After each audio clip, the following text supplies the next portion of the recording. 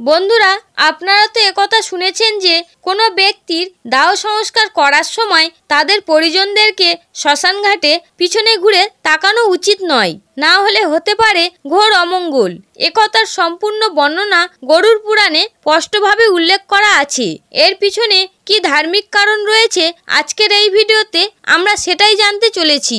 নমস্কার বন্ধুরা, ভক্তের ভক্তি চ্যানেলের নতুন একটি ভিডিওতে আপনাদের সকলকে স্বাগত জানাই।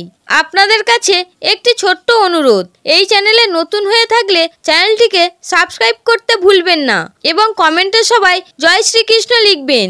একথা তো আপনারা সবাই শুনেছেন যে মানুষ মরণশীল, অর্থাৎ আমাদের মৃত্যু নিশ্চিত। এর পরেও প্রায় বেশিরভাগ মানুষ এই বিষয় নিয়ে কথা বলতে পছন্দ করেন না এবং মৃত্যু শব্দটিকে শুনলেও অনেকে ভয় পান। এই জন্য স্বয়ং যুধিষ্ঠির যশকে বলেছিলেন যে এই দুনিয়াতে সবচেয়ে বড় আশ্চর্যের বিষয় হলো এই যে মানুষ প্রতিনিয়ত কাউকে না কাউকে মারা যেতে দেখে, কিন্তু স্বয়ং নিজের মৃত্যুর কথা সে খুব কমই চিন্তা করেন। বন্ধুরা, আমাদের এই শরীর পঞ্চতত্ত্ব দিয়ে তৈরি, অর্থাৎ পৃথিবী, জল, অগ্নি, বায়ু এবং আকাশ দ্বারা তৈরি হয়েছে এবং একদিন এই পঞ্চতত্ত্বেই তা বিলীন হয়ে যাবে। এই জন্য মানুষ যত বেশি সম্পত্তি অর্জন করে থাকুক না কেন, একদিন তাকে সব কিছু এখানেই ত্যাগ করে চলে যেতে হবে। এটাই সংসারের নিয়ম এবং এই নিয়মকে না কেউ বদলাতে পারে আর নাই বা ভবিষ্যতে কেউ বদলাতে পারবে। গীতাতেও ভগবান শ্রীকৃষ্ণ বলেছেন যে জন্ম নিয়েছে তার মৃত্যু নিশ্চিত এবং যার মৃত্যু হয়েছে তার পরবর্তী জন্মও নিশ্চিত। এটি একটি চক্র যা অনবরত ঘুরতে থাকে। হিন্দু ধর্মে জন্ম থেকে মৃত্যু পর্যন্ত প্রায় 16টি সংস্কার বিদ্যমান, যার মধ্যে 16 নম্বর সংস্কারটি হলো অন্তিম সংস্কার। এই সংস্কারের অন্তর্গত একাধিক বৈদিক নিয়ম প্রচলিত আছে যা পালন করা খুবই জরুরি। অন্যথায় এরকমও মনে করা হয় যে এই নিয়মগুলিকে যদি সঠিকভাবে পালন না করা হয় তাহলে মৃত আত্মাকে বিভিন্ন কষ্ট ভোগ করতে হয়।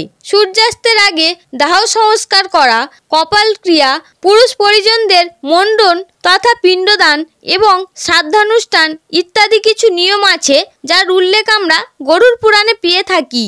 এই গ্রন্থেই বলা হয়েছে যে মৃতের দাহ সংস্কার করার পর তার পরিজনদের মধ্যেই কাউকেই পিছনে ঘুরে শ্মশানঘাটের দিকে তাকানো উচিত নয়। আসলে দাহ সংস্কার করার পর শরীর তো জ্বলে যায়, কিন্তু আত্মার অস্তিত্ব সেখানেই থেকে যায়। কারণ গীতায় উল্লেখ করা আছে আত্মাকে শাস্ত্র দ্বারা আবদ্ধ করা সম্ভব নয়। আগুন তাকে জ্বালাতে পারে না, জল তাকে গলাতে পারে না, বায়ু তাকে শুকোতে পারে না এবং মৃত্যু থেকে তার অন্তিম সংস্কার সমস্ত কার্য সে নিজের চোখে দেখে।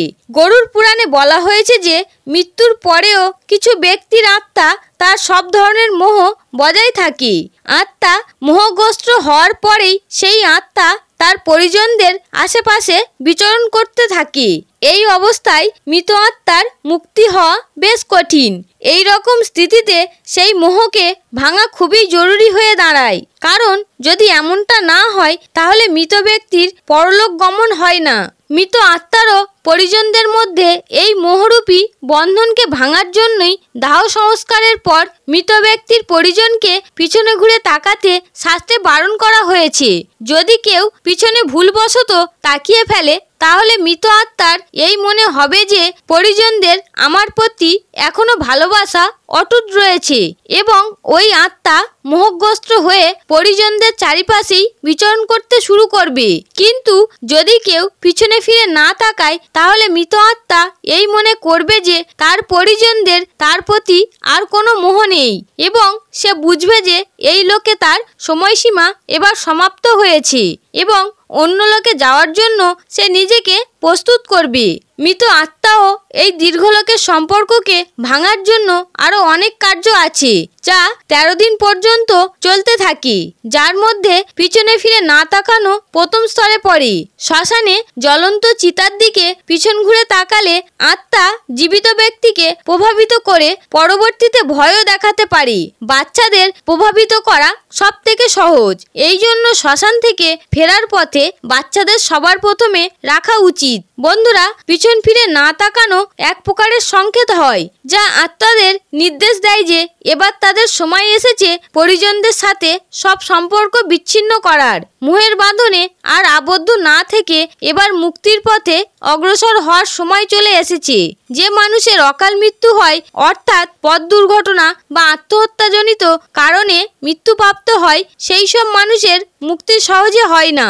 কিন্তু যদি সে জীবিতকালে ভালো কর্ম বেশি করে থাকে তাহলে সে মুক্তি লাভ করে, অন্যথায় তাকে অনেক কষ্ট ভোগ করতে হয়। তো বন্ধুরা, এই কারণের জন্যই দাহ সংস্কারের পর পিছনে ঘুরে শ্মশানের দিকে তাকাতে নেই।